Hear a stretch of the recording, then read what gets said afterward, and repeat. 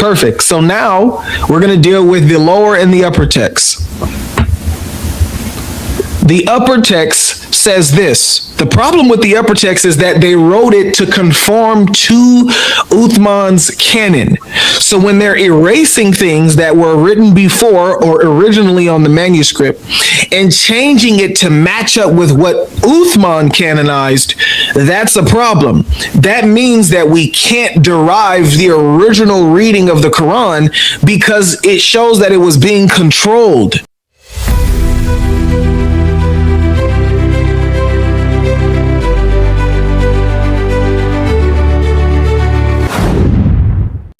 Iffy, how you doing? Hello, good evening. Good evening. Yeah, good show, guys. Enjoying listening to it. Thank you. So your premise is that the Quran is corrupted, yeah? Yes, you have missing chapters, missing verses, and manuscripts that have been written over and erased and corrected and all kinds of stuff. Okay, so what's your evidence for that? That's a good question. That's a good question. I don't have any. I'm not gonna lie to you. Yeah, that's fair. We don't got none, man. We just it just is. What we would say, guys, is that the Quran has been perfectly preserved through. We've had it obviously orally transmitted through the generation, so we've managed to preserve. We've got a line going back. Now, I get the argument coming from you guys of you've got different Qurans, Has, Wash, whatever this is, yeah, but these are all tiny grammatical sort of differences when people have written it down over time, yeah? That is how I would debate it now. I respect where you're coming from, but I think our history is more sort of... Is your Quran preserved physically? Wait, before you ask that, where are you from? Ireland. Huh? England. You're from England? Oh, okay, nice. Yeah. Go ahead, Life. That thing, it's heavy. Is your Quran preserved physically? That's a good question. I would say so, but only through that history of oral preservation. So, right. So both will go hand in hand. So yeah, because oral, it was oral first, and then it was written down. Correct. Yeah.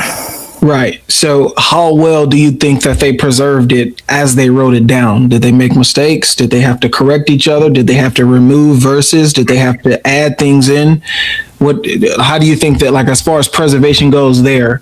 Because that's the only preservation we care about. You guys can claim oral and say whatever you want, but when we have documents that prove that this preservation wasn't solid, then you're going to have to justify that. So what do you mean by physically preserved? What does that mean to you? It's a good question, because how I would say it is because we've had it from people memorize it, because obviously the Quran is a lot shorter than the Old and New Testaments. People manage to memorize it, write it down, pass it down the generations. And I think there are, I do believe, but I believe there are problems as well. So this is why I tune into you guys, because I think it's interesting what you've got to say. But I'm coming to it seeking to defend it, but I am open to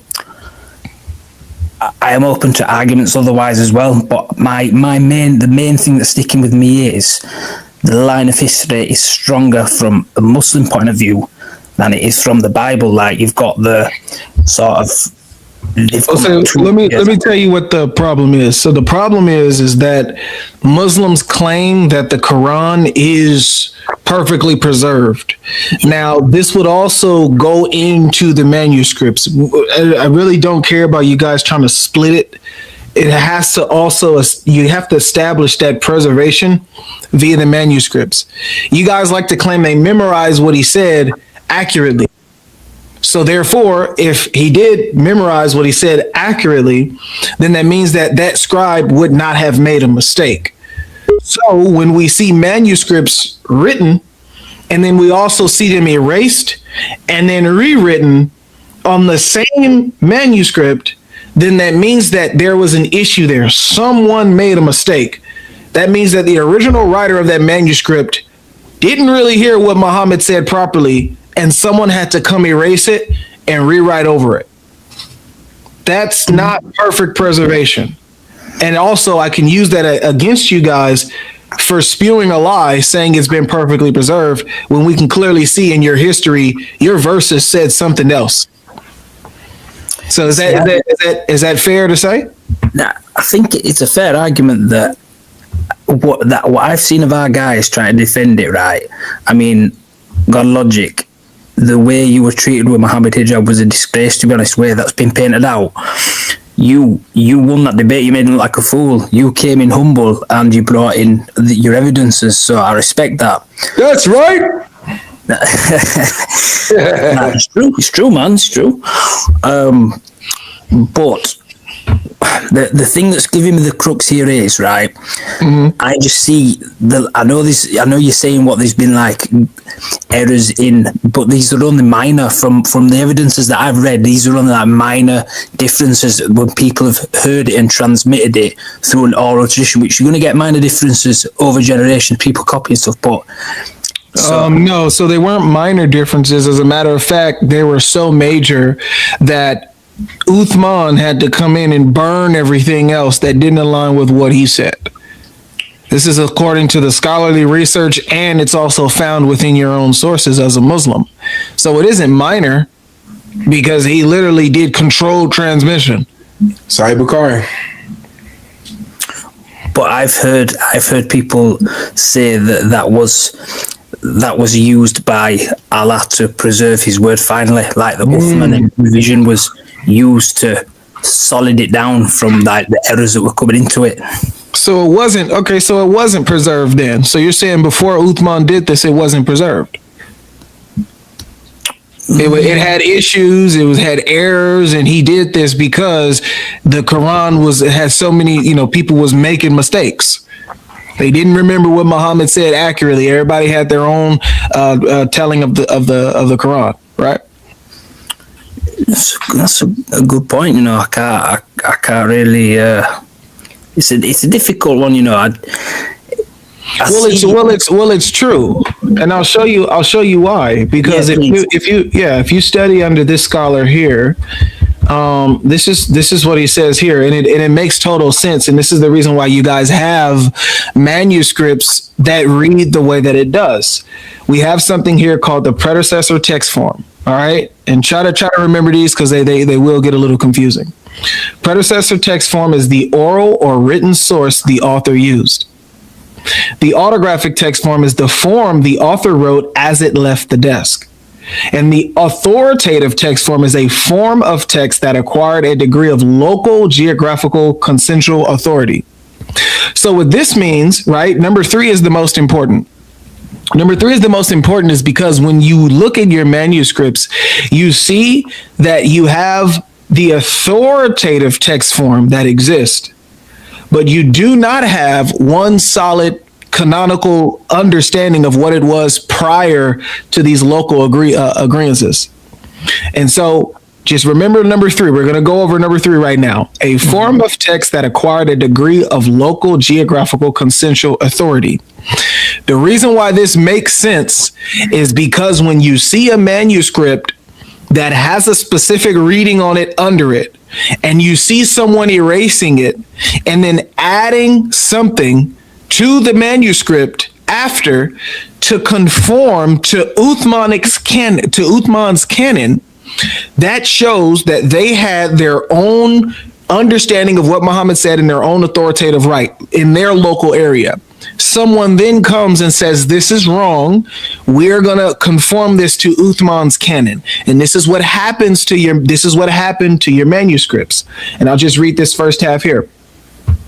After Muhammad's death, there were collections of these material and use among his companions that became authoritative versions in their own right. This is seen in that they were recited and used in different geographical locations where their companions went in the early Islamic conquests. These can be considered authoritative text forms, each authoritative in its own right and its own geographical sphere. Now, he's going to explain to you what the problem of that is. It was the use of these different versions that allegedly caused conflicts so severe that they threatened the unity of the empire and promoted Uthman to create a single version. And so we have evidence that they had their own authoritative, understanding of this. They had their own authoritative text form because we can see it in manuscripts. So if we go here, we'll just bring this one up. One of the clearest examples. Look at this manuscript right here. You see the faded writing under the darker text? Yeah. That's the lower text. The lower text is what was originally written on the document. That was what was written first. Okay. Yeah. The darker text is what was written after. Do you know what the lower text is? No. The lower text is scholars even say this themselves. They believe that this was the writing of an unknown companion where they had their own text of what Muhammad said, i.e. the Quran, in their own authoritative right based on what they understood that he said. The problem is that it literally differs. It differs when they pull the lower text out of here and they compare it to the upper text. The upper text is something someone wrote over it. So you get what I'm saying, right? The lower text was written first. Yeah, totally, man. I see it. Get it? Yep. Perfect. So now we're going to deal with the lower and the upper text. The upper text says this. The problem with the upper text is that they wrote it to conform to Uthman's canon. So when they're erasing things that were written before or originally on the manuscript and changing it to match up with what Uthman canonized, that's a problem. That means that we can't derive the original reading of the Quran because it shows that it was being controlled. They didn't allow it to freely transmit. It was controlled under Uthman. And you can see that in these manuscripts like this. This is what you will read in your Quran. If they turn away, Allah will punish them with a painful punishment in this world and the hereafter. And there will not be for them any on earth, any protector or helper. This is what it says in your Uthmanic book right now. You go to the Quran, chapter 9, verse 74. This is what you will read. The lower text of this manuscript said this first. If they turn away, Allah will punish them in this world, period. And then it says, and there will not be for them on earth any protector or helper. So as you can see here, one, you have words added to the verse. It becomes a painful punishment. And then the punishment also follows you to the hereafter. Now that edit was put into Uthman's codex, and so that shows why when you see an earlier manuscript and you can see the original writing doesn't match the Uthmanic codex, you can see that there's editing that took place. So then we would ask the Muslim, which one was right, which one was wrong? And they would say, well, the one that Uthman has canonized, that's the right one. The problem is that we have too many examples of the lower text being edited to be changed based on what they assume that Muhammad said. That's the problem. Yeah, so what you're saying is they've revised it to make it fit more like in Uthman's revision, basically. Yes, they've edited. And then so this is what the scholar's conclusion is on all the editing that's found within the text. If manuscript evidence is concluded, the idea becomes even more difficult to maintain because of the amount of editing done after Muhammad's death. This means that they were coming in, changing what other people said that they heard Muhammad say via their manuscripts. scribes were getting their manuscripts changed and altered. You can even see it too, because someone would have their own way of writing the text, and then you can see another scribe with a different style of handwriting come in and add it to the text. You can even see that here. You see that? There's a different way they scribed it in Arabic. And look at this right here. There's a scribble over the top where someone has added something in a whole completely different handwriting, where they're coming in and they're adding and they're editing people's texts.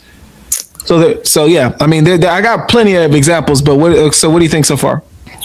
It's very, very interesting. To be honest, I've just started looking into this stuff because if I believe something, I've got to make sure it's right. And what I've been told for a long time is this is right, this is the truth, this has been preserved, and I'm only bringing you what I've been brought up with. So, yeah, I mean, what you guys saying is making sense. I'm not going to argue for the sake of arguing just to protect something that I believe in. What I believe in has got to be right. I need to research this more, guys, to be honest, because you know a lot of stuff that you've brought to me tonight. I've been told something for a long time that's true. This is right. Christians wrong. Bible hasn't been preserved. Quran's final revelation, and yeah, it's quite heavy duty for me, to be honest, to take us all in. Yeah, for sure. So check this out here. You definitely can do some studying on this, but I just want to show you, like, look at all these manuscripts that I have, and these all like they undergo changes and erasures and etc. Right? If you get the book, it's free. Keith E. Small's Textual Criticism and Quran Manuscripts, right there at the bottom. It's free on archive.com. You can go into these manuscripts, you can zoom in a lot more, and you can literally see erasing and editing taking place literally on the actual document itself. Let me see if I can just. So here we have it up here at the top right. We scroll down. We have editing down here at the bottom. We scroll down here. Here we're dealing with the lower and the upper text. And when you zoom in, you can see the fading down there at the bottom, and the darker text was the newly written over. So when they look at the lower text, they can definitely see what took place and what editing actually took place. Even right here, I don't know if you can see. You might not notice it. Once you start to understand what's going on, you'll notice it. You think those little dry lines in the back? You think that's just like fading or someone rubbed the manuscript? That's actually the Quran written under it. Written under it. Yeah, that's what the manuscript originally had under it.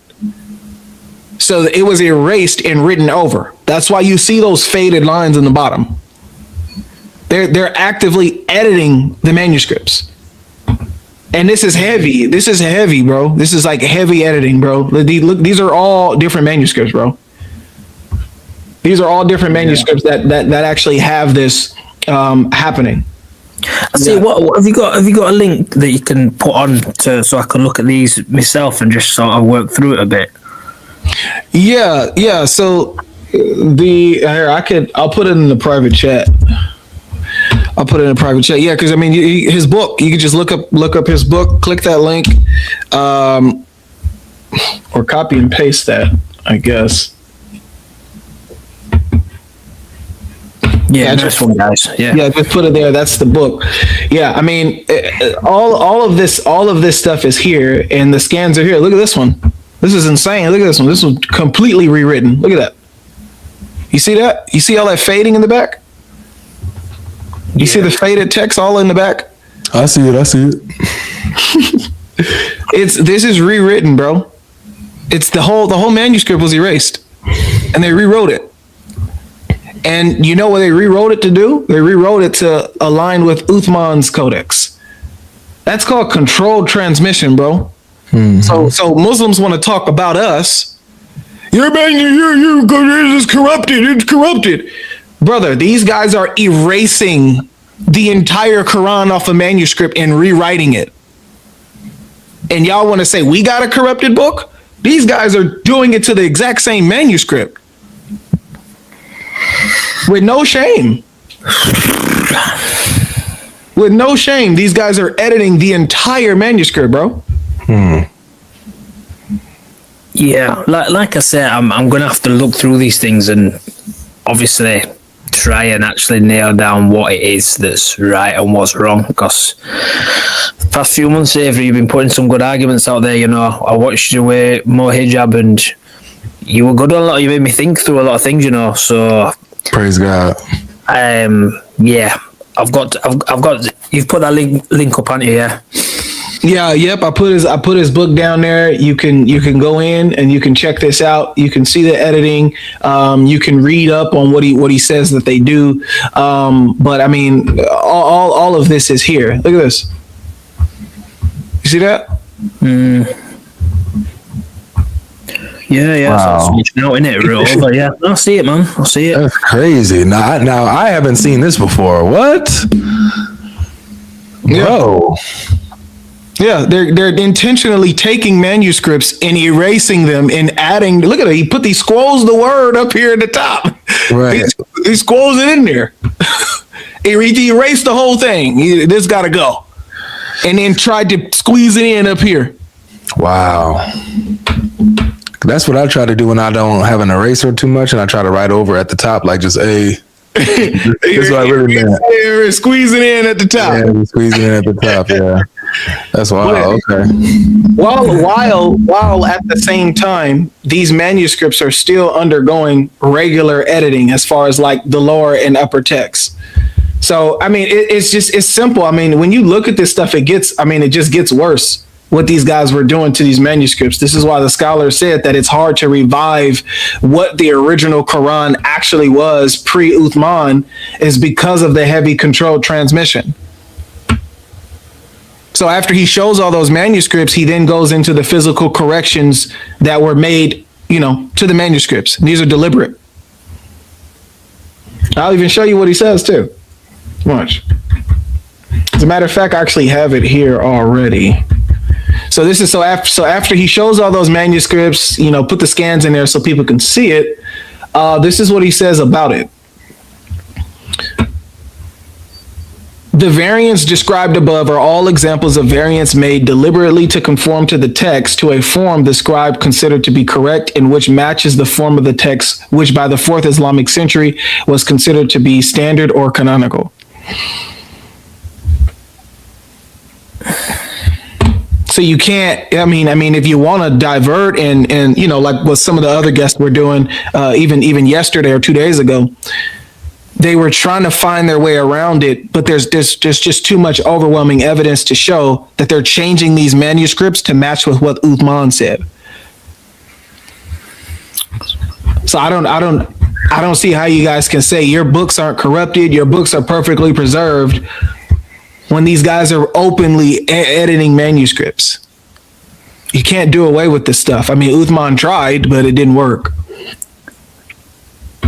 Yeah, it's heavy, man. It's heavy. I've got to do my homework a bit and look into this, because it's like a lot for me to take in, because there's a lot of stuff there that your evidence is pointing to me. I need to look into it and make sure it's right, and I've got some thinking through of my deen to make.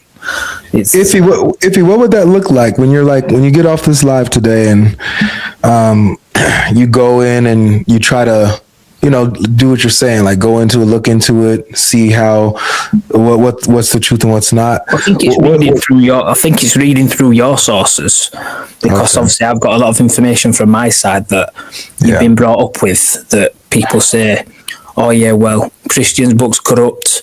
You see the churches today, we've got it goes back, to the time of the Prophet Muhammad, and we've preserved it, whereas they haven't. Whereas the evidence that I've heard and that I've seen been brought up in the past few months, that it's right, is this actually right? Is this true?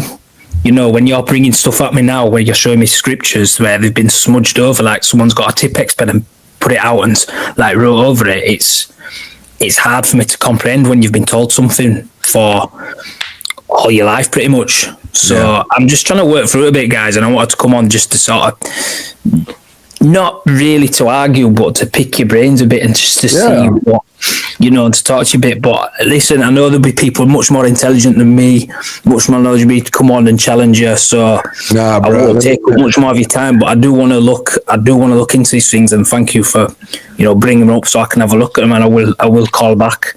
Yeah, you're welcome to join anytime, bro. You can join anytime. That's much appreciated. Thank you. Yeah, join anytime if you have some questions or you have something that you're like, oh, this was interesting. What do you guys think about this? Have you seen this? Bring it. We're an open book here, and don't sell yourself short, man. Because as you see, I deal with a lot of knuckleheads who will come and they argue, even when we show them stuff like this and it's in their face. They can't be honest with the stuff, man. I can't argue like you show me. I don't know. Unless I've got an alternative thing that I can bring to you to say clearly, no, this isn't true. This is what happened. How can I argue? Exactly. I've got to look into it and establish truth. That's life's too short for vanity and trying to sell yourself a lie and sell others a lie. If it's not right, it's not right. So exactly. Amen to that, brother. Yep. Yeah. Come anytime, man. Anytime. I don't care what my topic is. Come on up if you have some inquiries, man. If you want to ask some questions or whatever, you're more than welcome. Nice one, Avery. Yeah, thank you for your time. Yeah. Yes, sir. Peace. Peace out, brother. I'll see you again. Yeah, thanks, man. Yeah, take care of yourself.